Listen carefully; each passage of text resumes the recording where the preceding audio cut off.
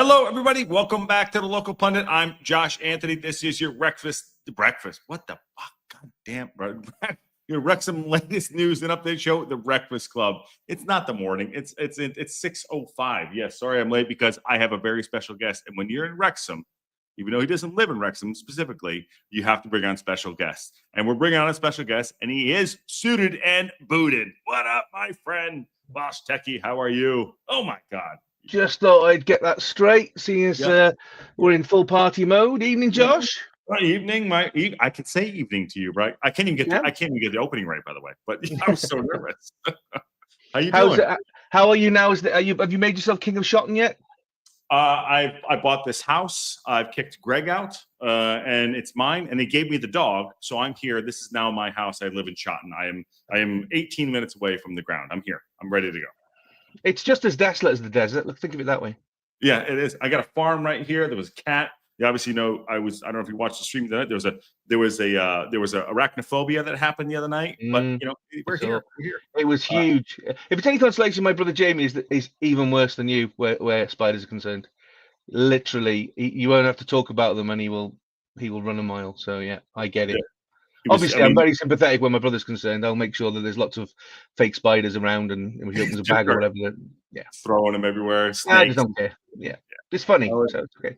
It's great. How are you, man? How was your? I know we got by the cat call. By the way, Nikki D said cat call. Those are ski. You got to bring on special guests when you're here in town. We're on the same time zone, but.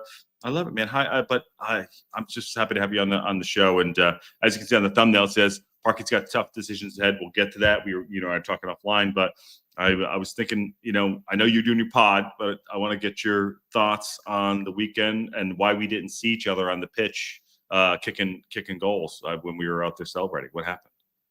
Well, the problem is where I sit, I would have to vault over 8 rows and then off the top of the balcony and then into the bottom balcony and then over another 5 rows before I'd even get any chance, because I literally sit behind the dugout but on the upper level, so there is no chance at all of me getting onto the pitch. But I saw you, and I didn't see you obviously because you don't know. But I saw lots of people who might have been you. Maybe they were disguised as you, who knows. It was I don't think I've still recovered, to be brutally honest with you. I was in tears, to say the least, which is odd because I was in tears when we got up from the National League, because that was a huge pressure release to be there. So I was in tears from that. Funny enough, it wasn't in tears when we went from League 2 to League 1, because I thought that we were going to do that. I was confident that we were going to do that. I thought that would be it. But there is no way in a million years I thought that we would get out of League 1 at the first time of asking. I mean, you have to, and I know everybody who's listening and watching now will have done their due diligence and will have done their research and whatever. It is so incredibly difficult just to get out of League 1. Never mind get out of League 1 after getting promoted from League 2 and then getting promoted from the National League and doing the back-to-back-to-back. Just to get out of League 1. Look at Peterborough United as a beautiful example. Peterborough United last year were bossing everybody. They were near the top around Christmas time. Couldn't be beaten. Fell off a bit, battled a little bit, but missed out on the playoffs. And this year they've been absolutely in the mud. That's how difficult it is. You can have your moment in history where the impetus is with you, the stars are aligning, you manage to get the right players, the coach you have does the right thing, everything lines up, and then you can't maintain it for an entire season, and then it all falls away. And then you try and come back for that difficult second album, and then it just doesn't work. No, so for us to come straight in, with. Let's not forget there are some players in that squad who have played this season who have come from the National League. Let's remember that as well. I think there's 4. Right? 4. There are players who have come from the National League. So let's just hold that there. Okay. Mm-hmm. Let's look as well at the fact is that Parky has not done a major overhaul from League 2 to League 1. He's tinkered and he's adjusted and he's moved around. Everybody and their dog and their nan and everybody says, "Oh yeah, Wrexham got tons of money and they just spent their way out." As we said today on social media, we spent I think something like $5 point something $1 million. We are nowhere near the most expensive. Huddersfield over $14 million in wages. Yep. And this is, by the way, this is the article I think you're referencing right here. We could dive into that a little bit later. But yeah, that's the article about the $5 million. Yep. So we haven't spent a massive amount of money to try and buy our way out. We've not done a major overhaul of the squad by basically saying, right, you 11 players who got us up League Two, thank you very much, goodbye. And here's another 11 players coming in who have come from the higher level, blah, blah, blah, blah, blah, blah. So you've not done that. Okay. There are so many things that we have done right, which most people would say, well, that's not the way to do it. The way to do it is to spend your way up. The way to do it is to clear out. The way to do it is to, get rid of a manager who people might think is not tested at this level. Well, he's proved them wrong instantly. Right. The fact that he went up with Bolton Wanderers while they were under transfer embargo and managed to keep them in the Championship. Very few managers will be able to cope with that amount of pressure. So look at what he's done. So there are so many factors where I thought, it's such a huge mountain to climb for us to get out of League One at the first attempt. I thought we'd have a really valiant go at it, but I thought, you know what, it's fine. I will be happy. I think I predicted 9th. I think at the very beginning of the season, I predicted 9th. Only Jamie, my brother, was a bit more confident. He said you make the playoffs. I said second, and then Rousey said second as well. Which he's in the chat, by the way. Hey, Rousey, what's up? I thought. Hey, Rousey, you sexy Australian beast, you. And Daz, I think, said 17th. He thought we would struggle, really struggle. Let me drill down on that real quick. Got to move on because you made a good point there. You said there was we didn't because this is about Parkinson. I want to talk about Parkinson a little bit. We always were so. It was never done until it's done. You know what I mean? We never were like, that's kind of cliche, I guess. Why are we so negative? Because it was just what we were trained to do because we thought that Parkinson would do it. But it was like, we never dropped below 4th. And then you said tears in your eyes and you had tough decisions to make during the season. We had things happen, but we'll talk about later what's going to happen next. But like, why were we always just like, is that just we trained that way or is that just football? Because it's incredibly rare, Josh. It's so rare for a team. Ignore the back-to-back bit, right? Just ignore that for a second, right? Just to get out of league after coming from League Two, just to get out of League One is such a difficult thing to do. There have been so many clubs for many years who have tried and failed. They've been trapped in that League Two, League One, League Two cycle. They've been trying for years. They've thrown money at it. They haven't thrown money at it. They've tried to do it one way. They've tried to do it another way. They've come agonizingly close and fell at the last hurdle. It's astonishingly rare. So that's probably why we probably thought, well, yeah, we'll probably start off strong as the new kids on the block. And some teams, and I honestly thought, I remember at the very beginning, we went to the Wickham game and and there were a few games very early on when I was thinking, well, teams are underselling us. They think we're going to be easier than we are, and actually we're putting up a bit of a fight. And I remember thinking, but I think they're going to work us out really quickly, and suddenly they'll up their game because they realize that they can't just roll us over. They actually have to do some work. And then I went to Bolton Wanderers away, and what an incredible performance that was from our boys. And at that point, I thought, do you know what? People underestimate us at their peril. Because we're not there to be rolled over. We're not the whipping boys of League One. We're actually going to, put up a real fight, and that's exactly what happened. Even in the times where we struggled, around that kind of Christmas time, January time, we were always we would have a bad performance, but as you've said before, we would always come back, jump back into the groove, come back with something better. Yeah. So, there was always those possibilities there. And I think what it was it was just shock. It was just shock that we actually were standing toe to toe, considering that, Parky, not that I didn't trust Parky at any point. Absolutely. He is an incredible manager, and I will die on that hill to anybody who says to me, "Oh, yeah, but he's not that good because he's got all this money and all this, all the usual crap that we've been hearing all season." Not kidding, right? And we kick every ball, and we're like, but like it never was like Parky out. Never was. No, there. absolutely not. No. You know what I mean? But yeah, we could get frustrated, but I think people get too sensitive about that too. It's but you're right. We have I think he said it. because he made. our bounce back was quicker. If you lose 3-4 games in a row, shit. I mean, how many runs were this season, right? And I know runs were like games, they win 6 games in a row. Then they lose 8. 5, you know. Yeah. There was I mean, what you've got to remember as well, and if Matt does come in, I know he's a much bigger advocate on this than I am, because he was kind of the first one who mentioned it to me, and I sort of said, oh yeah, you're right. He's not only has he come into League One after a double promotion with a side which he has kind of adjusted and moved and brought some players in and blah blah blah, but he's also over the period of a season, he has changed the way we played. There's a reason why we got to kind of November where we were banging in 3-4 goals and we were racking up, and then suddenly that fell away to winning 1-0, winning 1-0, draw, winning 1-0, winning 1-0, because he was changing the way we play. You know, and I wouldn't want to speak for Matt, but you know, he's coming in. I stopped him a link. Matt, come in when you want. Yeah, we dropped the link. Yeah. What we're saying here from here is he is, I think personally, and I'm not speaking of Matt. Matt can, you know, be big enough and daft enough to speak for himself, but Parky's looked and gone, do you know what? If we go to the Championship, we're going to need to play a different way. So let's start building that level now. Let's get it embedded, and that's what happened. I mean, the reward from the last 2 games of Blackpool and Charlton, that is down to the hard work, the experimentation, the digging in from the last 4 months before that, of actually trying to make something work, getting the players around to his way of thinking, saying, well, I know we normally used to play this way, but now we're going to shift slightly and become a little bit more defensive. On that note, I'm sorry to cut you off. I would love to know what the starting 11 was, what the ending 11 was. Matt, are you there? Just give me a thumbs up. I'll bring you in. Yep. Oh, who's that guy? There you go. Hello, beautiful.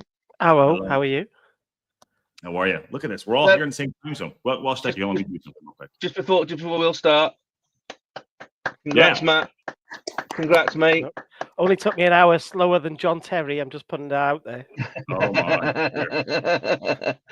Seriously, Matt. Well done. Stunning work. Stunning, and not just the getting around the course, but going to Manchester and not getting mugged. Congratulations. How do you know I didn't? But also, how much money have you raised so far? Well, I checked it before, and just for the Manchester Marathon, we're up to 1,500 quid, including the gift aid, because you get a bit of gift aid, don't you, if you're in the UK?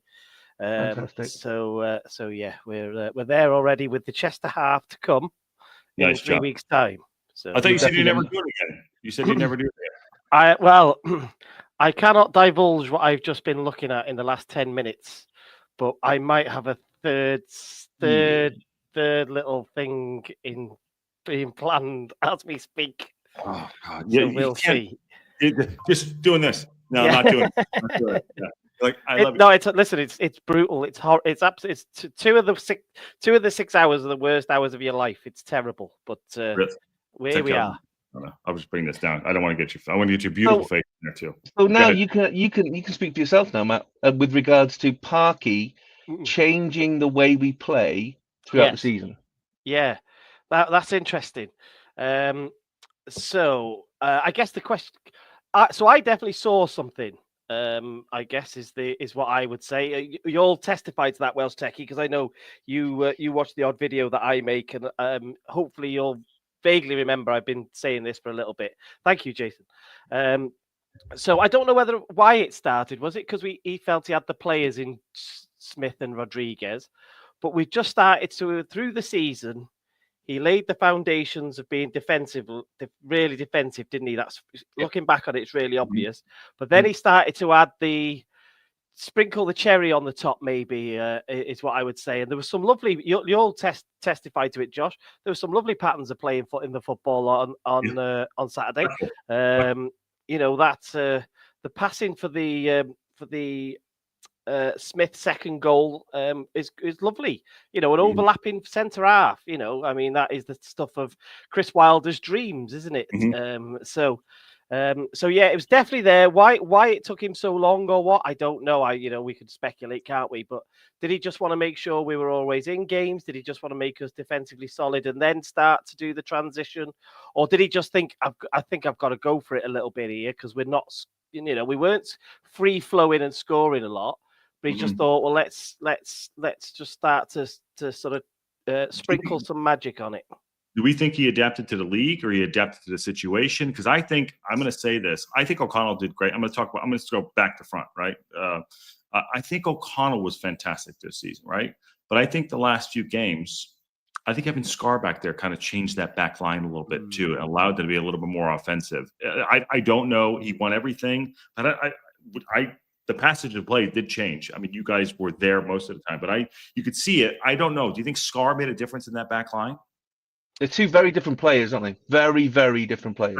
And both great. I'm not saying one or the other. Aaron would cry right now, but I think I don't know if that changed his mentality a little bit. I have no idea. I'm just, but he did make changes.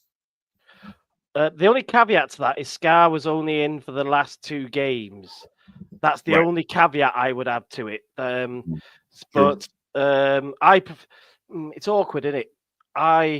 I don't like seeing Owen O'Connell ice skating in the middle of our defence. When his legs and his arms are going just before he falls on his face, it frightens me to death.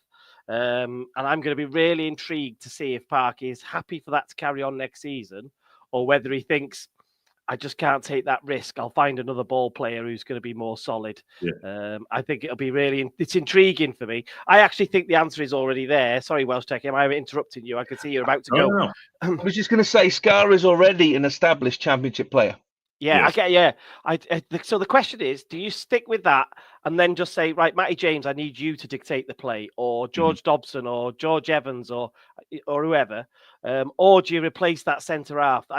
It's hard. Huge decision. He's got a lot to make. Yeah, he does. Yeah. I like Brunt I'd like to see Brunt in the middle of that back three, because he carries that ball out really well in those Virtue Trophy games, and he does from that left side. So I'd be really intrigued to try it and see. But the question is, does he feel he's got the right person to fill in the left spot then? I'm not sure that Tom O'Connor is championship quality as a left-sided centre-back. But he's 25, 5'10", maybe. Yeah. I don't know. It's a pace thing for me now. If you're Welsh Techie, you're going to upgrade this team now, he has to recognise the lack of pace this team has, because the top end championship sides will burn our players, and that's the concern for me. Sorry, Welsh Techie. I was going to say Matt does a review of every game afterwards, which is on Patreon. So I don't think everybody gets to see it. I get to see it, which is great. To be fair, it's a major enjoyable part of my day whenever he does that. And he mentioned I was watching it this afternoon, and he mentioned today about McLean. McLean is a big problem. When you actually said it right, Matt, it's a problem that needs to be solved. He's not quick enough. On Saturday, 3 times I counted. You showed it twice on the. He got rinsed once. They targeted him in the end, didn't they? They did it once. It's a bit like, sorry, I'm stealing your thunder. Sorry, Welsh Tech, you did it. But I was going to say about the ball over the top that we did for the Smith goal. We must have realised that was an option, so we tried it early on, and it worked. Although what happened? Smith didn't score. It was the one where he was about to score, and then the guy gets a touch, doesn't he?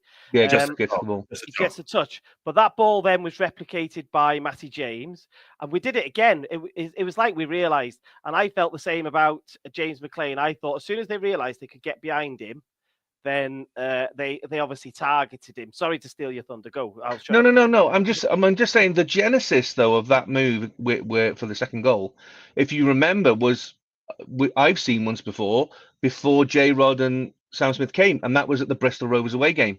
Yes, where James Elliot hit it, Lee. and it went on to Elliot Lee, who was playing in that upfront role. So the genesis was there to always have that in the locker. They've just not used it until fairly recently. And again, love the comments. And you're absolutely right. Again, we've seen the genesis from the corner from the first goal is to mix it up rather than pump it in as they always do. And it always goes to the far side of the box, and we either scrap for it or there's nobody there and it's a wasted corner. They actually tried the short corner. Now, as you said, against Wigan, that nearly blew up in our face when we lost control of the ball very early on. The Roadrunner took off down the wing. And as we've said, if he'd have squared the ball to the player who was open, and even Dad said that on our pod, if you'd squared to him, he would have been a goal, and that would have been that. And to come from our own play, that's bad. That shows to me they were experimenting with it and then quite got it right. Saturday they got it right. Spot on. And I think too, I'd go into the Scar thing, and also, I say this about, I think that midfield, the engine room started to cook. You guys were at the Blackpool game. That's when it really, I know it's late in the season, but they really cooked in that game. And then all of a sudden it like clicked. It was like, okay, we can do this. But it was so late in the season. I don't know if the confidence wasn't there, what Parkinson wasn't allowing them to open it up. I don't know. And I'd love to find out, and it says tough decisions ahead, but he did make tough decisions during the season too. And I think that sentiment is out the window in certain ways. I don't know if that's going to be what he did, because it sounds like he's like, F it, I'm going to do it my way. And all of a sudden he's like, you know what? Did he scrap it and just like go play ball? I don't know. Those are the things that, he's fantastic. Sorry to interrupt, Josh. Something dawned on me while I've started to, my ears have pricked up, and I've paid even more attention to the Championship the last 2 days, because all of a sudden it is relevant to us, isn't it? Massive. Which is just, which is bonkers to say. But there is 2 models out there of which he can follow. If he wants success, define success how you want. For me, now this is definitely going to be staying in the league. Yes. But whatever you think success is, and that is the model of either Leeds, who are goal scoring, free flowing, kamikaze, but with high quality players. They were stunning last night, by the way. They were stunning last night. Yeah, I get it. But that's an expensively assembled side on 80 million quid a year wage budget. So I think the most likely thing that resonates with Phil Parkinson will be Burnley, right? And if you look at the numbers, I think they've conceded 15 goals and scored only scored 60-ish. Yeah, did you see that there was a viral clip of them swarming, right? Like to press somebody the other day? But I think that'll really resonate with Parky, and I think he'll go. I think he'll be licking his lips, going, "We'll have a bit of that, and we'll see how we get on." And that's going to drive some people who want free flowing football mad. But I just think that it's there now. It's proof that it can work and deliver a level of success. Now, whether it's highly unlikely for it to be promotion. But it is, it is some success, isn't it? Can I drop 2 things at you with that, boys? Go. So Greg, who is a massive football supporter, massive fan, he dropped 2 things on me today. And one of them, you're going to be like, shut the F up. And the other one, you're going to be like, okay. First one, I'll give it soft, right? The players that are going up to the championship, right? Should we let's say it's Leeds. Some of those players aren't going to be, and I'm using Leeds for example because it follows up to my second one, right? And people are going to hate me for the second follow-up question because it goes what you're saying, Matt and Becky. We target some of those players that are not going to make the Leeds squad or the Burnley squad, right? That they're not going to go up. We go after those guys. 2, Falk. How do you say his name? Daniel Fark. Okay, Falk. Yeah. Falk. Okay, he's gonna get sacked. Whatever reason, he's going on. Sound like it, doesn't it? Yeah. Right. Okay. It's 130 people in here. Whatever. You're not going to say get Daniel Fark. No. Don't say it, John. No. Here's what I'm going to say. Come at me. Here we go. Oh. Does Park? Yeah, I'm going to fuck up the whole show. Yeah, you are. But I'm just going to say it. All right, Techie, you know what I'm going to say. Does Parky go out on a high and we go after a Falk who's been there before? This is not me. This is what Greg said. Or do we give him the opportunity to do so? That's it. So this is a guy who's just created history as a 3 back-to-back, and you already want to get rid of him. I don't. I'm just creating. I'm just asking the question. You could tell me that Parky deserves at least a season. I agree with you. I'm not uninterrupted. Yeah, it might be a disaster. It might be a case of we literally will fall apart dramatically because we don't have the infrastructure behind, which is championship level, and we don't at all. We don't have a training ground. Championship. No, exactly. We don't have a training ground. We have players that were still in the National League. There are some players on the books that aren't good enough, and we're talking about established players. Yes, Ollie Palmer, I'm looking at you. There are players in the squad at the moment are not good enough. You're saying Parky will have to make some difficult decisions, and the difficult decisions will start with we're going to need to create space. We need to bring in more talent. We need to bring in more pace. We need to bring in more youth. Creativity. To do that, we have to clear out, and there will be some established names who are fan favourites, who will basically be told, listen, what's it going to take to get you off your contract? What's it going to take to get you out the door, with a golden handshake, whatever it may be? And some fans won't like it because they'll be kind of like, you can't do that. These players got us up through the leagues. They were there when we were at the coalface and when nobody else could step up. They did. Absolutely. Not saying, not deriding from their achievements, but as Matt will back me up, it's not, football is not, it's not a nice place. It's a business. And it's a results business. And if we want to compete, then you have to have the talent to go with that competition. Because do you think, I mean, John Merrill's here. John, congratulations. Well done to you, because I've not said it in person. Yeah, well done. Yeah, nice one, mate. Looking forward to seeing you. But looking forward to seeing you next season. Do you think anybody in Birmingham is going to be shedding a tear with the squad that they've got and getting rid of? No, they won't. No, because they've already laid major foundations in League One with regards to players, and they will hone that now. They will absolutely clear the deadwood up the way, and they will be going, right, how do we now get to that top 2 spot? Because we want playoffs, because nobody wants playoffs, because the playoffs is not the lottery. You look at Sheffield United this year, and you're thinking they are, 10, 12 points ahead of everybody else, and they're going to go into the playoff pot. And then it's an absolute, you might as well throw a dice and score snake eyes. It's that bad. So you've got to aim for that top 2 automatic spot, and they're going to go right. So all right, yes, I know we spent whatever it is, 30+ million, whoever is in the press, whoever it is. I wouldn't make that up, but they're not going to lose not going to lose a second sleep. They're going to go, right, what do we need? Who are we going to get? Right, thank you very much. Goodbye. Out you go the door. And there will be other clubs down the pyramid or within the lower championship who will benefit from that, because there will be players who are very, very talented, just not talented enough to get to that very, very, very top level of the championship, to get to the Premiership. They won't lose a second sleep. And those are the difficult decisions that Park is going to have. And that's probably where us as fans are going to have to bite our lip a little bit and go, well, we trust in Parky, so he knows what he's doing. Even though you might be thinking, how can you get rid of Palmer? How can you get rid of Mullen? We did it this year. Mullen didn't play much. Palmer didn't play much. Yeah, no, sorry. Absolutely. Sorry absolutely. about that. But are they good enough for the championship? Palmer definitely not. For me, he's not good enough. Mullen, I don't know is the answer. I think he would have a go because he is fast. Yeah, but he is 30. And is it that tipping point? And the thing is, you're going up now to such a higher level in the championship. Like Matt, I've taken much more interest in the championship suddenly over the last 4 days. Looking at everything, clips, all the teams potentially we're going to be playing. Well, not potentially. I can't say not. Yeah. The teams we are going to be playing next season, and it's scary. It'll hurt. Some will hurt for sure. Matt, I don't know. You agree? I'm sure you guys talk all the time. And I don't mean. Listen, I will flat before you go, Matt. I'm not trying to say Parky out. I get it. No, I get it. Because there is it's not an agenda. That sentiment is out there, isn't it? There is some people that have said, is now the time for him to go. I just Googled how old Phil Parkinson was because I wasn't sure. I think he's 57, he is. And I think, to answer your question, if he was probably 15 years older, he might have. He might have gone, it's not going to get any better than this. There's nothing else I could do. And he might have walked away. They'll never push him. There is no chance this football club pushes him this summer. Like what seems to be, I mean, this Leeds thing, it could be a vicious rumor.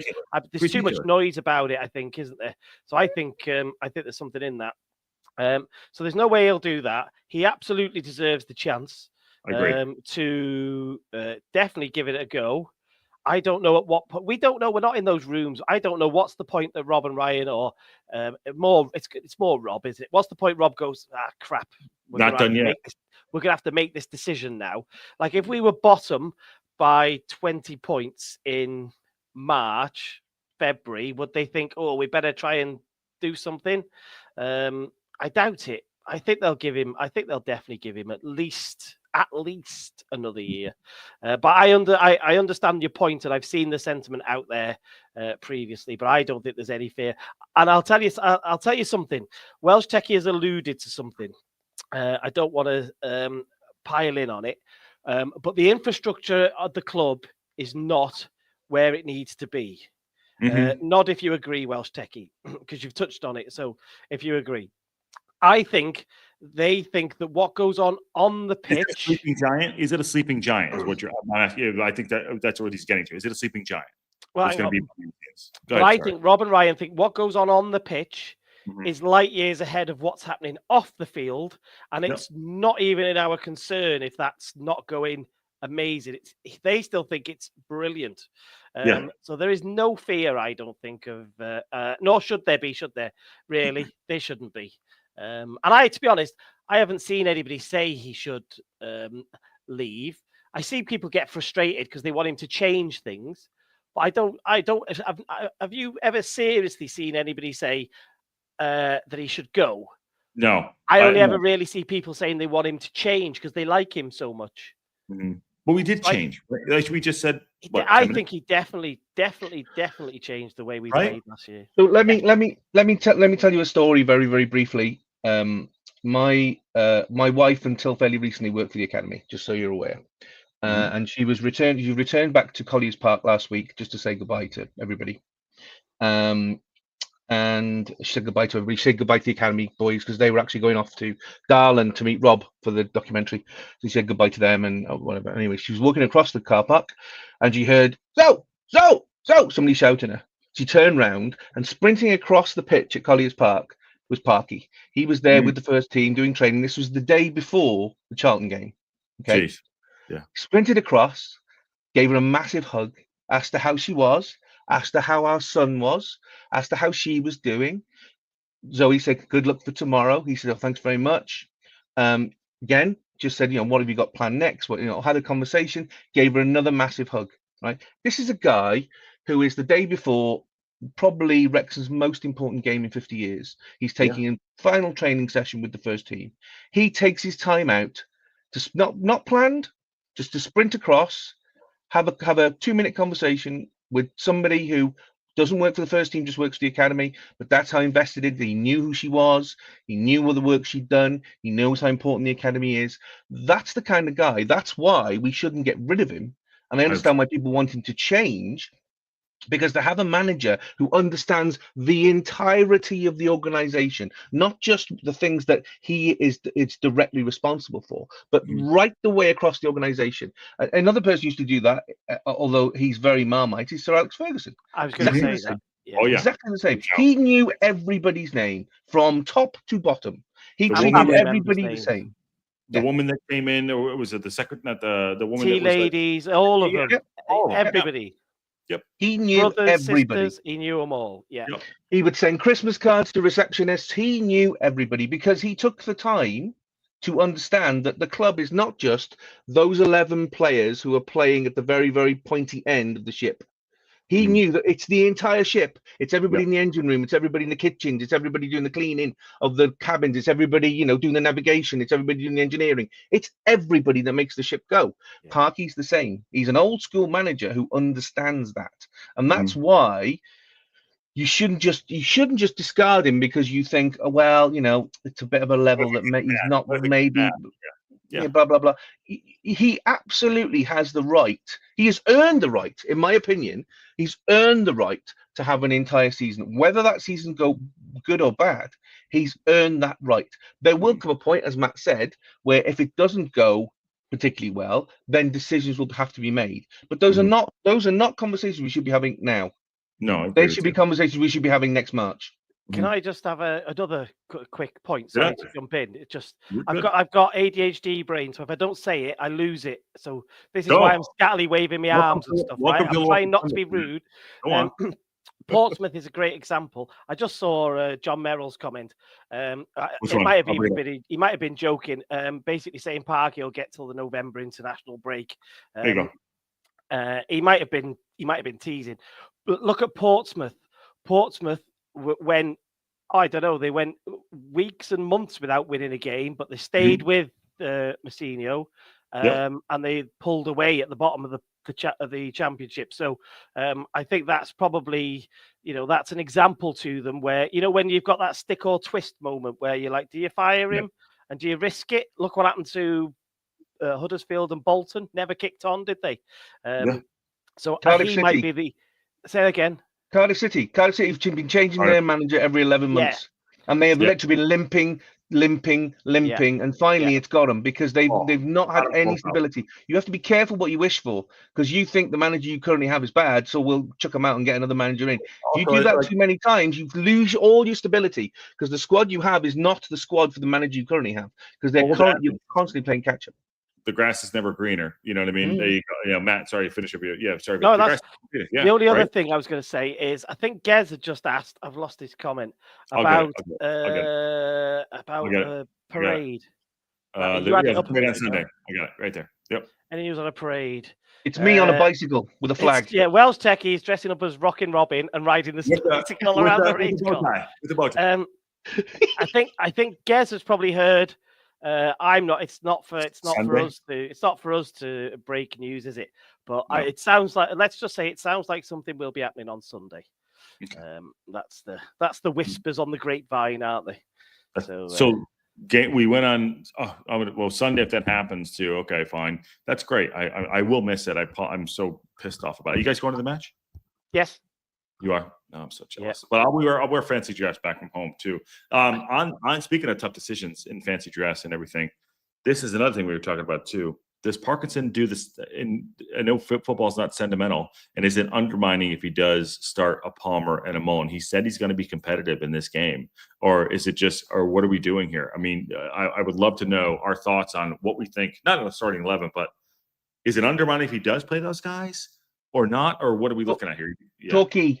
Yeah, I was waiting for you to go, and then that was my model was going to be. We've got the example in Torquay, haven't we? Yes. Where was it? Billy Waters was the only one of note that I remember that started, scored a goal, disallowed. I don't. To be honest, I haven't looked at the team, but it wasn't like what we expected it to be, was it? Like, change 5 or 6. I don't think he thinks like that. I actually agree. I agree with you. Yeah. So that was my gut. I could be wrong, but that's my gut. It sounds like you might be the same, Welsh Techie. Yeah. You can only go by historically what he's done. Yeah. And Torquay was exactly that. It was Billy Waters, and everybody else was pretty much the same. So I think he's because also you've got to remember it's not just the players who have been playing all season. It's a chance for the fans to thank those players as well. It's the big chance for everybody to say thank you for all the massively hard work that you've put in and all the times you took absolute pelters because X wasn't playing well or Y wasn't playing well or Z made a mistake. You've got to round all that up and you've got to go, well, thank you very much. The chat is really. I would imagine that whatever, because again, not wishing to, I don't want to break any news or anything else from that point of view, but I would imagine that if there is any kind of event Sunday afterwards, that would be the chance for certain players to take plaudits because it's not in they don't have to actually play a game or they don't have to try and prove anything. Because the problem you have is when you get these players out there, they'll want to try and prove something, not maybe for Wrexham, but for their next future employers potentially. Yeah.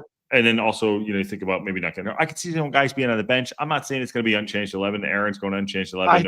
I think Aaron's on it. No, it depends. To be honest, it depends how bad they are after the fat ball last night. They were. They'll have had the day off today. They'll be back in probably tomorrow, won't they? They'll have given them an extra day to get the alcohol. It'll be light. It'll be light. It'll be light training. Let's see who's still standing.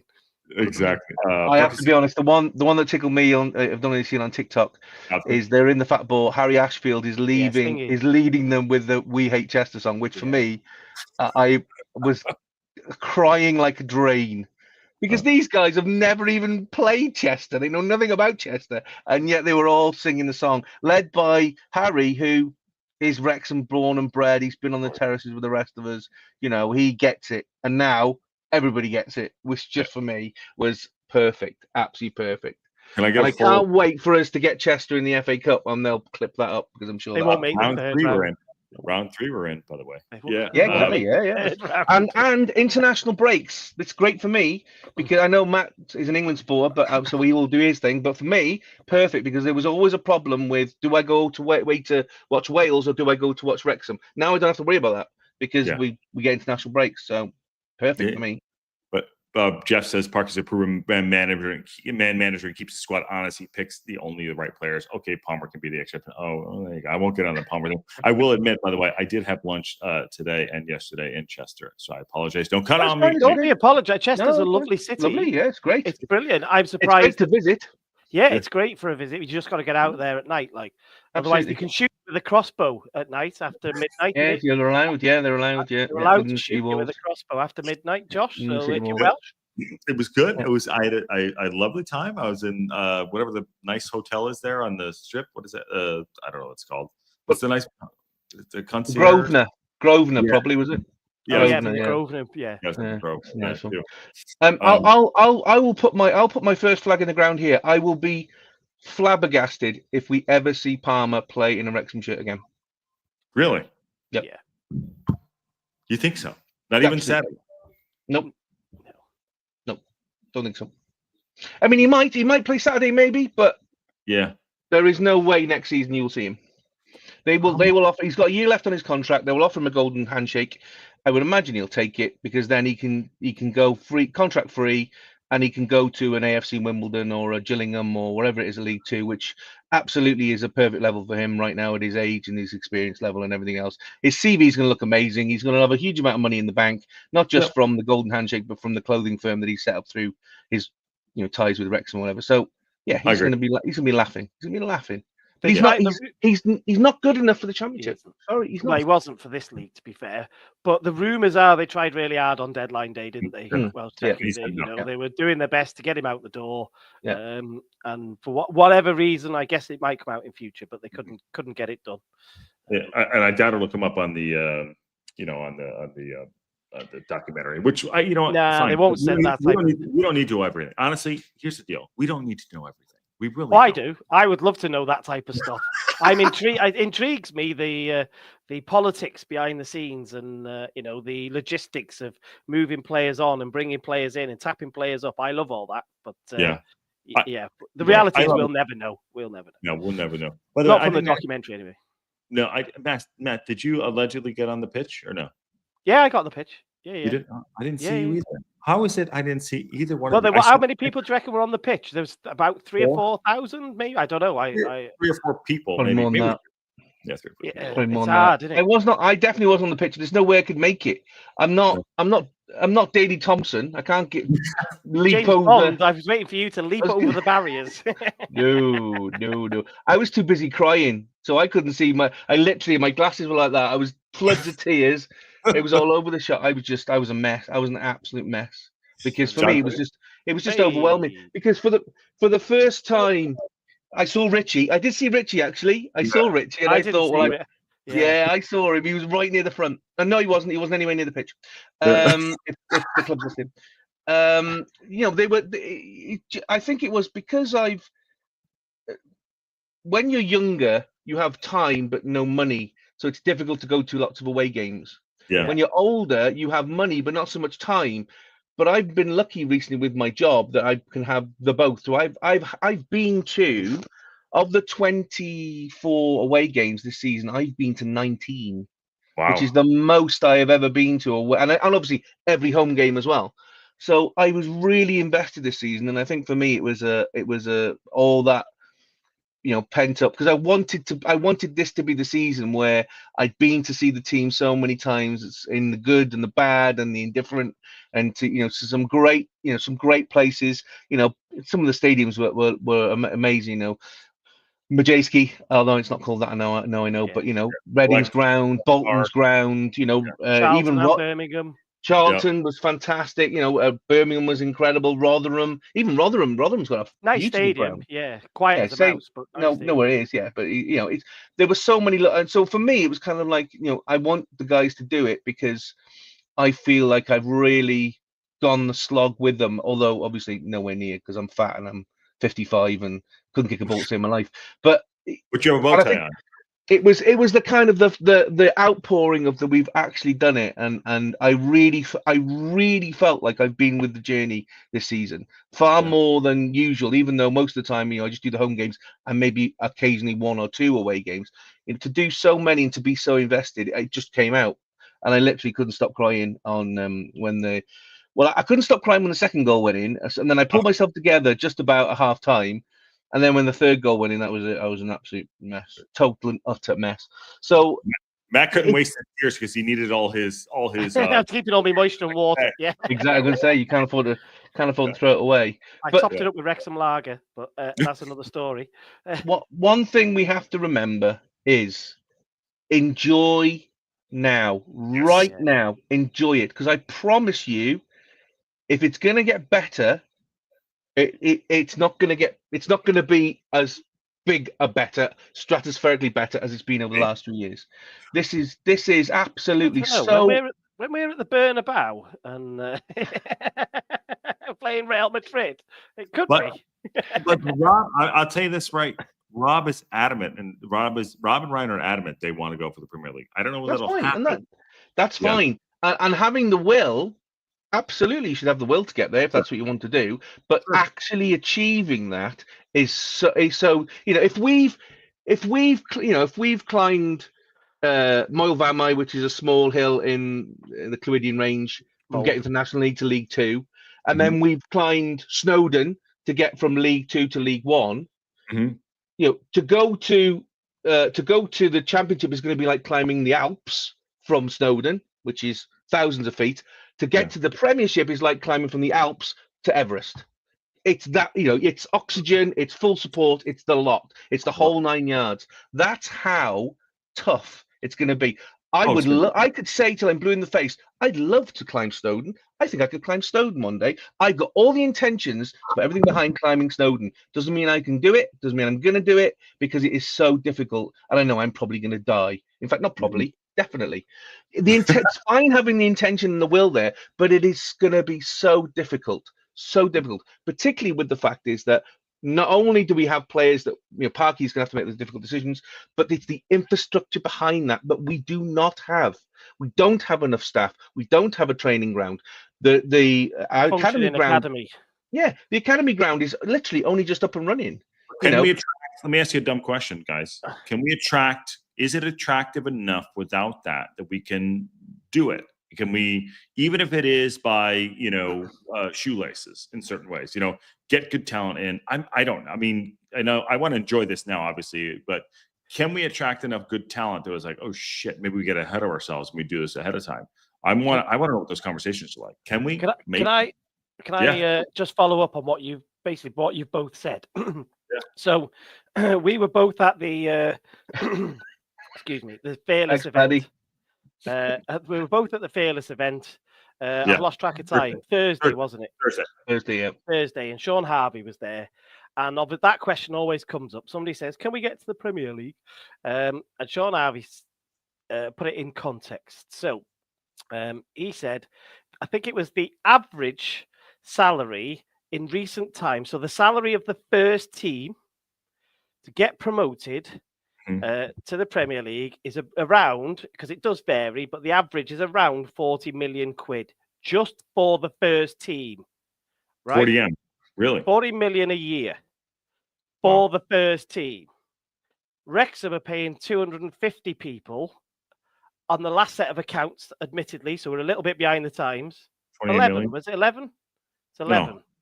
11. For everybody, I think, it was 11. 11 for every member of staff that we've got. So they're paying 25 players 40 million to get the best players. That's the average. And obviously Leeds are the exception now. I think they reckon they're at about 70-ish. Close to 80, I believe. Oh, right, yeah. They've yo-yoed a couple times, so they got the 90 million. Close enough. So the difficulty is funding it. So all of a sudden, when you get in the Premiership, when you get in the Championship, you go from a club that might have had some spare cash. If you chase the dream, which is what all these clubs do because they want the big payoff of getting into the Premier League, you then become a club that actually all your money is on the table. You're not a rich club anymore. And then you factor in the fact that we've still got a 30 or 40 million pound training ground to build.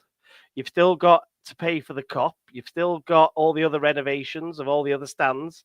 It's not easy. And this is why people are concerned, like saying, that was where the, what's the word? The consolidation thing came from, wasn't it? Yeah, let's get this stuff in order first. And then you can throw money at the first team, as to your point, Josh, throw money at the first team and then we go for it. But you look at a lot of those sides. I saw something. I can't remember which side it was. They spend about 3 million a year on their academy. Wow. Right? That's what they spend. But that academy in the last 4 years has made them 25 million by selling on. Yeah. So this is why the academy becomes important, not just because it provides players, it provides funds, it pays for itself and provides funds as well. A Welsh techie knows more about that than even me. But there's a really good interview with Nick Chadwick. Go and find it. Yes. Who's the academy manager, where he talks basically saying he wants Wrexham to be the best academy in the country. Saying it is one thing, actually achieving that. But that's what the academy does. The academy doesn't necessarily give you homegrown players, although it does happen. Certainly, but you can't populate an entire squad with it. It's more really to develop local talent. Mike Williamson's North Star is 11 people from the academy. Never Good luck. I don't think Ajax ever did that. Never mind anybody else. Was that Thursday or no? He said it a couple months ago. No, he said that in the last one. Yeah. Oh, he did. Okay. I grow a third arm if that ever happens. It will never happen. John Merrill says their academy is about 3 to 4 mil a year. So that's that's probably the norm for a grade A. How many? But Matt, or John, or both of you, how many academy players are in your squad this year? I would imagine they will have probably 30. I think normally 30 to 35. Were in their first team squad. No, in their first team, I think he means. Yeah. Right. Oh, I see. Yeah. He would know. I wouldn't know that. I'm not going to pretend to know. Wrexham as well at the moment. Don't forget. So John's just saying they've just got academy category A status. Yeah. Wrexham is still category C status. C. Yeah. We're still C. Yeah. Still C status. So we still got to get B and then A, and you definitely cannot get B without having a training ground as well. Yeah. Well, all this is all these conversations we're having. Do we think? Let's go back, Matt, on your show on the Race Course, Techie on Eat More Chips. 12 months ago, did we think we were having this conversation? No, but these are all great conversations, and it's just like, what are we doing? I didn't. This is bonkers. It's crazy. Even just being here, to me, just literally just being here, I'm like, what am I doing here? I'm loving it. Of the three of us, I'm the oldest, and I remember the last time this happened, 77, 78. I remember it. And I know lots of people, old farts my age, talk about it a lot because it was the only thing that you could talk about, because it was the only time really that you kind of felt that Wrexham really had pushed to kind of achieve the heights of something. So I remember those times, and I never, ever, ever thought that we would get to that height again, ever. Because at the time, the team of 77, 78 was superb. Shinton, Dixie McNeil, Di Davis in goal, obviously Mickey Thomas. These were incredible players, but they weren't superb, amazing players. Although some of them went on, like Mickey Thomas, obviously went off to Man U and to Chelsea and whatever. But they weren't kind of incredible, amazing players that were Division 1 level.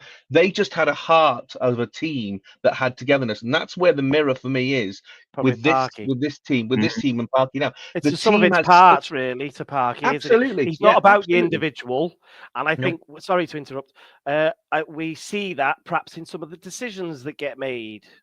Without sort of throwing names out there, we see it, don't we? He's more. Look what he's asked Jay Rodriguez. I spent 20 minutes running with somebody in the marathon who happened to be a Burnley fan. He couldn't wait to tell me how good Jay Rodriguez was and how he couldn't believe we'd got him and how lucky we were. What mile was that? Can you imagine? Right. But again, I think Jay Rodriguez did want to leave Burnley. It was his childhood club. Yeah, I agree. But look at him. What's he asked him to do? He's not asked him to come in and be a superstar. He's asked him to come in and graft, hasn't he? Absolutely. Yeah, and he did that. How many games did we lose with him on the pitch? 1? 2, I think it is. Two. Yeah. If that, it was 2. I think it was 2. With a guy who's never played in a 2 before, meaning of Smitty. You know what I mean? So, that's like, for lack of a better word, let's put it in these contexts here. The three of us getting on, never meeting each other, and trying to do a show together and having a cadence. You know what I mean? Those two tried to figure it out on the pitch. You know what I'm saying? Like they figured it out. Those professionals. He came in, he was going to graft, and he was like, "All right, I'll do it." And it worked. And it might not have worked, but it worked. So can I give you the stats? I've got the stats. So the 17 games since Rodriguez came into the squad, won 11, drew 4, lost 2. The 17 prior to that, won 7, drew 5, lost 5. Now, there's caveats to that. You're playing different teams, and there's a little bit of that going on. But as a general, those are the stats. So, what do we make of everyone wants sexy football is going to catch up with us? But winning is winning. You know what I mean? The stats don't lie. Numbers don't lie. It might not look pretty. You think? Let me put it this way: you think Manchester City looks pretty? No, it's boring football. But they effing win. Not this year, but they win. Yeah, that's interesting. I guess what we want is perhaps cavalier football. Yeah. Rather than what I call what Man City do is it's painting by numbers, isn't it? It's it's so rigid and structured. To me, it's not fun watching Manchester City. But I guess if you win it, but the flip side, Josh, is they win everything. They win everything. Forget this year. They go back. They were winning everything through cheating, Matt. Well, yeah, I agree. So I agree. I'm with you. No. I'm with you. We're waiting for the verdict, and I'll give you that. I agree. So we're waiting for the verdict, but at the moment, it does look like that. Potentially through cheating. Yeah, but I'm talking about the style of football. It is it's painful to watch sometimes, isn't it? I know, Josh, you'll watch a little bit, especially on the global pundit. But whereas I think what we perhaps want is just a little bit more cavalier. I think is what people want. A bit more of that Leeds from last night. A bit more. Well, I think we showed a little bit of that on the last two matches. No, it's only 2 matches, by the way. Yes. I agree. I think my gut feeling now, and we can reflect a bit more now, is that I don't think he thinks he's got the right players to do some of the things that we want him to do. I think you're right. So he was risk averse because I think, Matt, I think you said this too, and he didn't want to go get carved open. We never really got carved open, so we didn't allow it to go get loose, right? He lost the first season. That Grimsby game was a basketball game. If you remember, it was what was it? I've lost count. 5-4, 4-3. 5-4. Basketball. He'd evaded that, especially being a defender himself. And then he's watched us get into the league, and then we've had those. Do you remember the Swindon, the 5-all, and and there was the games at Dover. He's seen all that and gone, we can't be doing that. We've got to shut this down to start with. So that's what the foundation of his team this season was. Much to my frustration. Maybe I won't say ours because you probably don't agree. But didn't as we've said many times, and loads of people have said it, and absolutely say it: strikers win games, defenses win championships, and that's been proved. That's been proved because we haven't scored anywhere near the amount of goals that I was expecting, but we've been so tight at the back. That's what's kept us in the game. And that back line changed a lot. And AO went out. We had keepers coming in. And big shout to AO. I know I'm going to get shit from John in this. The tickle getting the. I thought AO could have done it. Don't get me started, Josh. Don't get me started. Because I understand why Chris Davis got the Manager of the Year award. I get that. I understand it. Record points, all those kind of things. Totally. I was not surprised in the slightest. Is it fair? No. Not for me, because Chris Davis came down with the championship squad in frame format that he just had to fill out a bit, and did he have a difficult time? Be honest, and I know John's here, and I'm sure John will argue to blue in the face. But did Birmingham really have any difficult time at all against any team? No, they did what they needed to do, absolutely, but they never really struggled. There was not one point in the season where you thought, "Oh, Birmingham are slipping up. Oh, Birmingham are tripping up." No, they've pretty much gone in there with the plan, done what they needed to do. All the way through, completed at the end, tick the box. That for me is great. That's great, and that's fine, and that's good management. But is that for me Manager of the Year? No, it's not. Not for me. And I'm not saying that it's Parky. I'm just saying for me it shouldn't have been Chris Davis. But I understand why.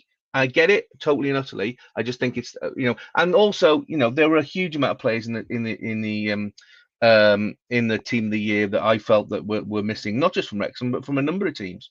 But we don't choose them. We just it's not as if the public can vote for them. It's chosen by a panel, and the panel they see something obviously that we don't. But there you go. That's the way it is. But AO. Who's to say that AO was better than Sam Tickle? No, well, in fact, we watched Sam Tickle at Wigan, didn't we? When we were at Wigan, Matt, and he was terrible. He was awful. If we'd have put pressure on him in his own goal, he has. Yeah. If we had put pressure on him, we definitely would have scored. If we'd have had a shot, you mean? Exactly what I mean. Yeah. I think I watched Matt's watch along. He's like, "Oh, Tickle's got the ball." Because I didn't have the game, and Tickle's got the ball again. And I think you had your head in your hands during your watch along at one point, and you're like, "This guy." I think Matt, you did that at some point. He's shaky. He's nervy to me. He's always got a mistake in him. But he's kept some clean sheets, so that's ultimately what matters, isn't it? And but it would make me nervous playing in front of him. Yeah. Can I just put out a shout as well to Chomp?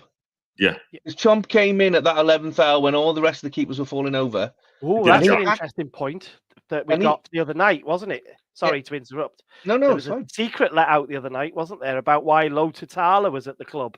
Yep. Oh, he was on the pitch the other night. Well, he was on the pitch after the game, by the way. Shout out to Sean. What's going on? How you doing, Sean? Good to see you, buddy. Hope you're well. Look at Sean. that. Now we got 4 handsome guys in there. Look at that. That's his old. That's his modeling photo right there. Sorry. Yeah. Go ahead, Welsh Techie is right. You can give him some more praise in a minute. This has come back to me, so I'll stick this bit in before you. But when we had that injury crisis, the club tried to bring in an emergency goalkeeper, and they tried to get Timothy Lo Tutala, who was photographed at the club on the night. He's from Hull. Was he Hull, Welsh Techie? I can't remember. He was Hull, yeah. Hull. He's just moved somewhere not long ago. I can't remember where. And what Sean Harvey said was that they brought him to the club to try and sign him. However, because of the rules that we're governed by in Wales, which are different to every other club in the league, we couldn't sign him. We could not bring him in. Really? So just to clarify it, so because we're under the Football Association of Wales, we are considered a separate country from England. So that means any player who is registered as English or Scottish or Irish or from anywhere else in the world, they have to have clearance from the FAW. And because the FAW only give clearance within certain periods, and we're not allowed to sign emergency goalkeepers under FAW rules, we couldn't sign him. We could get one from a Welsh club, but I don't think not going to get one from. You don't want TNS's goalkeeper with the great. I don't want Bangor City's goalkeeper or Aberystwyth Town's goalkeeper. I mean, particularly not Aberystwyth Town's goalkeeper. I mean, apparently Swansea City offered us their 4th keeper. Well, hold that thought for a second, Josh, because we did have this in season 1 of the takeover. In the fact that even in the National League, our transfer window ended at a different time to everybody else's Welsh Tech. Like 3 or 4 days. Yeah. No, we were absolutely in line with international. So come the end of August, our deadline closed in the National League, whereas everybody else could sign people up to March. And obviously we got the window in January. But Sean Harvey got that booted out, didn't he, in come season 2 of the takeover. And he hinted the other night that he's been able to, I can't remember how he worded it, but he said that they've been able to negotiate some other things which might fall in our favour going forward, is what he said, didn't he? Because that was coming from the Welsh Cup. That was coming from the entry into the Welsh Cup conversation as well, which he talked about. It's a reverse thing. The reason why we couldn't enter the Welsh Cup is because the English clubs basically said that we shouldn't have any advantage. So now the beauty of that is we can now return that and say, well, that's fine then. So we're allowed to do everything that you can do. So now that's how now we can fall more into line. And actually, we do get some advantages from that point of view because we can fall into line with the English FA clubs rather than be considered on one under the Welsh system. So it's really weird because Wales isn't a separate nation, although I'd love it to be. Let me get this straight right now. I would love independence tomorrow if I could get it. But we're part of the United Kingdom. We are not a separate country, legally speaking, and we're not a principality either. So anybody who says that we're a principality, we're not, because we've never been a principality. That's a lie. But where football's concerned, and again, this is historical. We are considered a separate nation. That's why there is a Wales football team that plays in the World Cup and the Euros, because we're considered a separate country under the rules of football. So just think about that. Even prior to the takeover, we always had our hands behind our back a little bit in the fact that we were adhering to transfer windows, and every other club in the National League could sign anybody, anytime they wanted. And these are the things that make it difficult, aren't they? Yeah, and to the original, like you said, Chomp came in. We got our hands tied on our back. Yeah. But saying, like you said, all that going on, we got our hands tied by our back, and Chomp did come in and do a job because we weren't allowed to do business because of paper route. I don't care. You know what I mean? Red Whatever. tape. But remember the season before, that, the dog's abuse that Chomp used to get. Whenever we used to put him in, everybody go, "Oh no!" You know, there's a reason why Ben Foster was brought in for those last 8 matches, because it was felt that Chomp was not the keeper to get us over the line. This is a guy who's constantly had to be taking a backseat. A less strong character would take that personally, but not Chomp. Chomp has always basically said, "Look, I'm here as long as you need me. I will train to the best of my ability. I will stand up front and center when you need me. I will take whatever pelters, and I will do my absolute best." And he proved all his doubters this season completely wrong, because that time where he stood in when we'd lost Burton and when we'd lost AO, he absolutely played a blinder. He got clean sheets. He didn't make any major mistakes. He helped us to some wins. Fair dues to him. Again, unsung heroes. Those unsung heroes where you're thinking, those short period like heroes come in like just to cover. Hey, I need you to cover this for that. Or when Rev came in after Macca Mansfield time, right. Those short little heroes throughout the season. It's like it's not glossed over. I think that I'm going to say this again this goes back to the management, keeping them ready. Keeping them sharp. Even we might not be like, "Oh shit, Chomp's coming in," but he stayed sharp to come in and do a job. And we have to think as well about, we've got to be thankful that we have done what we've done, because that player bonus, Billy Boyle's now going to be able to pay for that hair he's got, so that's perfect. He was the ultimate third or fourth choice goalkeeper, wasn't he? I think Parky probably always knew. We didn't know that, but I think Parky probably always knew that would be his role. His experience, and it was good time in the fact he was doing his media stuff as well, so it suited him, didn't it? But he when he came in for those, what would it have been, 4 or 5 games? Yeah, something like that. Roughly. Yep. And it was in a rough time as well. It was a really pivotal time in the season where we weren't playing particularly well, and we'd had this was a real kind of thunderbolt when AO went down injured, and then Burton went down injured, and we really needed as much stability as possible at a time when there was massive turmoil. And he stepped up, and he I think, to be honest with you, I think it's the best I've seen him play in the 3+ years that I've seen. He's been part of the club. He's definitely. He was playing Saturday, Tuesday, Saturday. He was in a really tight time. He's not a young lad anymore. He's not a spring chicken. He's the one that might play on Saturday, because I think that'll be his last game. You think? He's 38-ish now, Welsh Tech. Yeah. It wouldn't surprise me if he goes in. If he gets an appearance, if the substitutes works out right. Because I don't think he'll be about for another season. No. But think about it. Parky took every. Remember, this is I agree with what you said, but and the reason I said what I said about him, Parky knowing what his role would be, is he took, as soon as Parky could get another goalkeeper in this side, he always took it. He got Leighton in the second he was back. He brought Arthur in as soon as he could. Callum Burton. I don't think Callum Burton had to replace him. But basically, as soon as he had another fit goalkeeper, he always pushed Chomp to the side. If you go back and have a look, it's a man. I think he brought him in knowing that. I know he was probably upset when it happened, but I think he knew that under Parky there was not even a number one. And I was told when Burton signed that the shirt was up for grabs. That's good. I mean, Burton's a good keeper, man. Burton's a really good keeper. Yeah. I'm not saying he's going to outdo AO, although AO's kicking. He's a good all-round keeper, but he's not a fantastic. He's not a shopstopper like AO is. AO's great. So AO, like I said, after when Macca got rinsed in the first half, he was right in front of me, and he saved it. He went to that block, and then he caught it. Yep. Oh, that was great. And Macca went up to him. He's like, "Yep, thank you." He actually said, got me out of trouble. Yeah.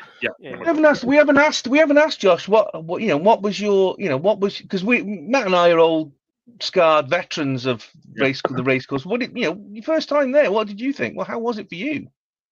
I'm gonna swear, the fucking Field of Dreams. It was awesome. It was awesome. Well, better than Anfield.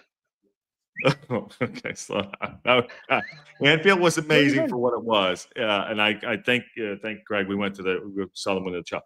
It was I had goosebumps the entire time.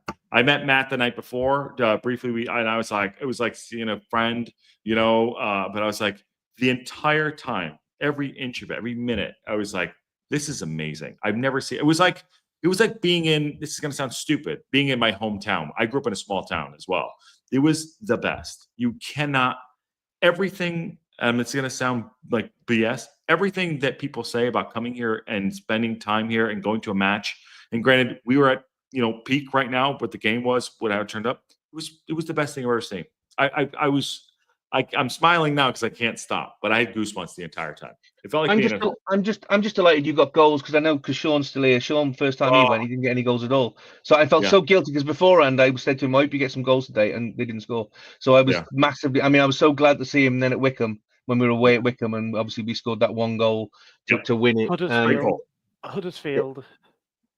Huddersfield as well. Yes, of course. Yeah, Huddersfield. That was incredible as well. Here you go. He got an away goal. He said, he's got an epic away goal. He was the lucky charm at Huddersfield. He was. Yeah. And I really enjoyed your reaction, Sean, to the goal. Power of the Took.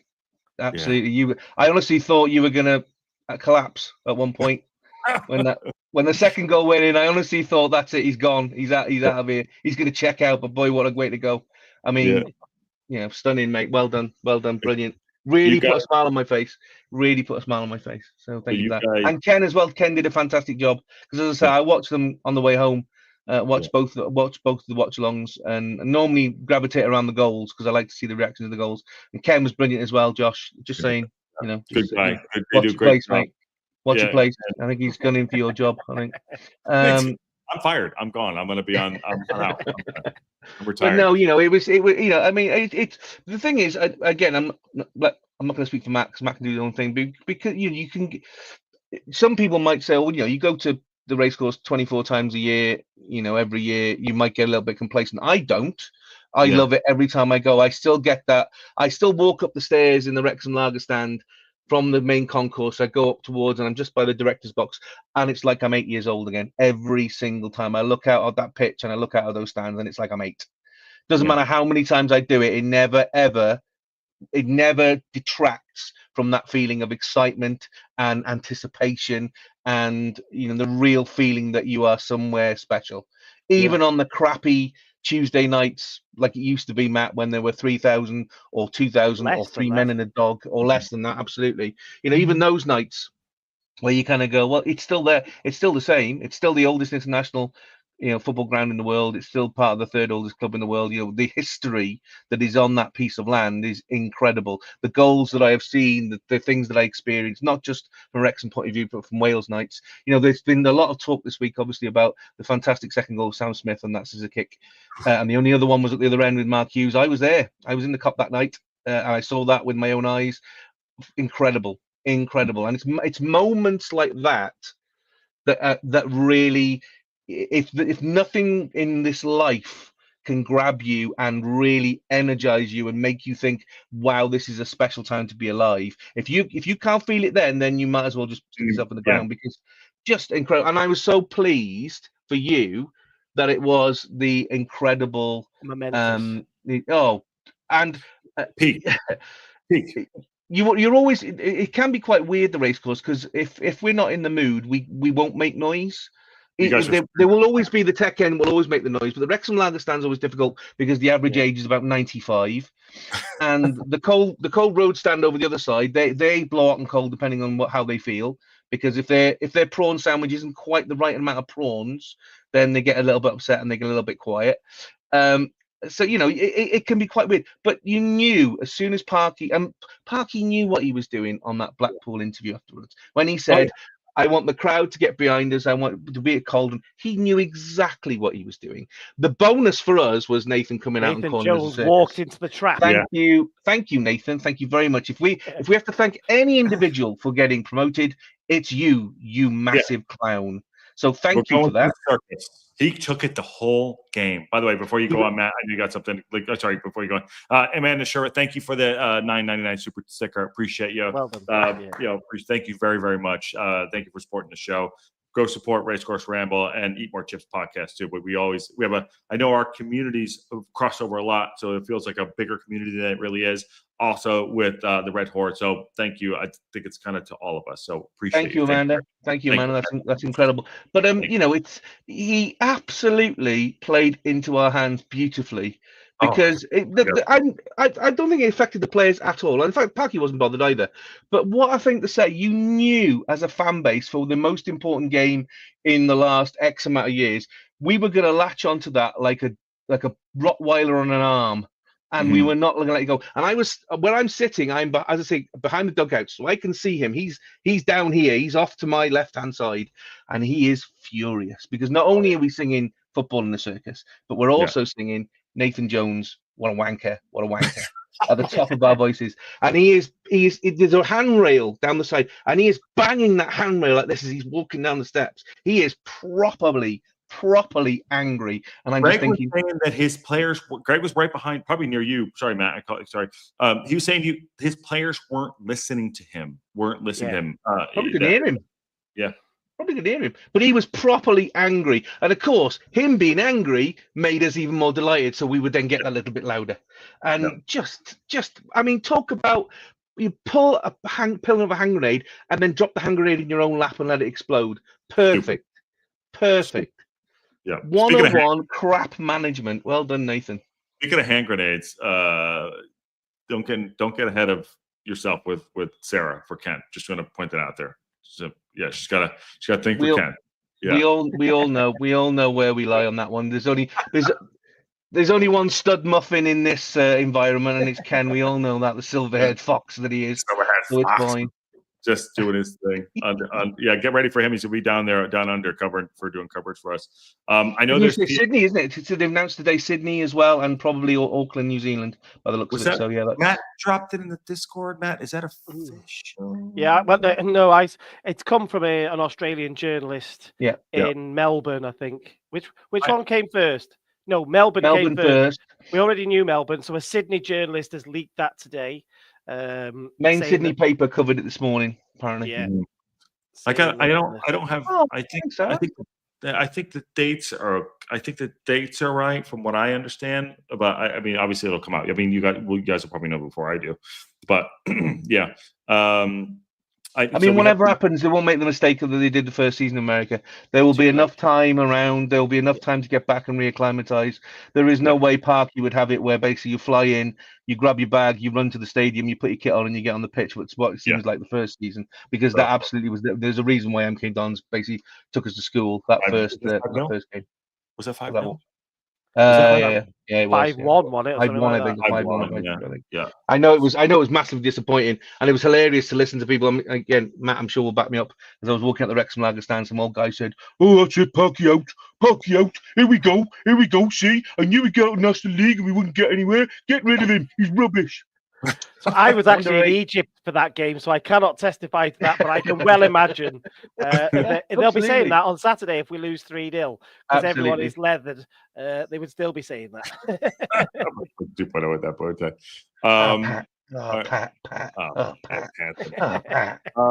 I know the Champions League's going on. It's awesome to do the show with you guys on the proper time with you at 7:30, 6:30. Of course, yes. Welcome to our world. Yeah, I know.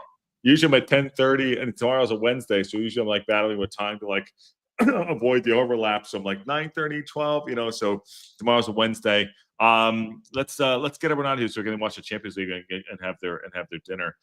Give a quick shout out to the channels, you guys. What do you got going on, Matt, Techie? What do you guys got wind up? Let the boss go first. Go on. Oh, me? Oh, yeah. You're in the you got all suited and booted. Yeah, of course. We'll release Friday. We'll record Thursday, which is my birthday. Happy birthday. Expect a load of crap from my brother, I would imagine. He's given me a present. When we met, because we were both at the Fearless event last Thursday, he gave me his present then with a wicked smile on his face, so I dread to think what's in there. So yeah, we'll record Thursday, we'll release Friday. it will basically be, so there's a little bit of a different one for the main match this week, because normally I script everything because I've got a motor mouth, and if I don't script things, I have a tendency to say stupid things. I'm going to throw the script out the window talking about Saturday's game. I'm just going to say to the boys, let's just chat about it, because there were so many experiences and so many things, and I want to get it from me and Jamie being there from the Fat Ball early on, watching the O's game right the way through the whole experience. But also Daz, I know, was watching bits from home, and he was listening to it on Radio Wales and everything else. So getting his take as an outsider, because Daz also lives in Cardiff, so he has a little bit of a touch with Cardiff as well, and obviously them being relegated, it'd be interesting to hear his take on that as well. So we'll talk about that. Obviously, we'll look forward to the Lincoln game, because myself will be there, I'll be there, Jamie and Daz won't be. We'll talk a little bit about the latest news and bits and pieces as always, and then throughout the summer we'll be doing bits. We are going to take some time off for the first time in 2 years. We're actually going to take some time off at some point, because I need a break, because I'm absolutely knackered. So we will be doing some, but obviously we, unlike Matt on Racehorse Ramble, we also cover the international stuff as well. So there's the international women are playing, Wales men are playing, and of course it's the women's Euros, which I've got tickets for. So it's highly probable I might be going to Switzerland in June or July, whenever that is. So again, we'll talk about that throughout the summer at some point. So, but the same usual crap, rubbish stories, rubbish jokes, not crap, all that kind of stuff as usual. So yeah.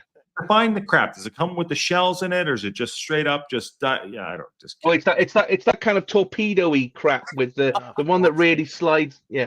People haven't had their dinner yet, have they? No. No. Yeah. Oh, Matt, before you go, 1 second.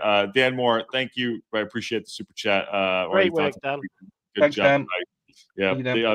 I'll just put it right there.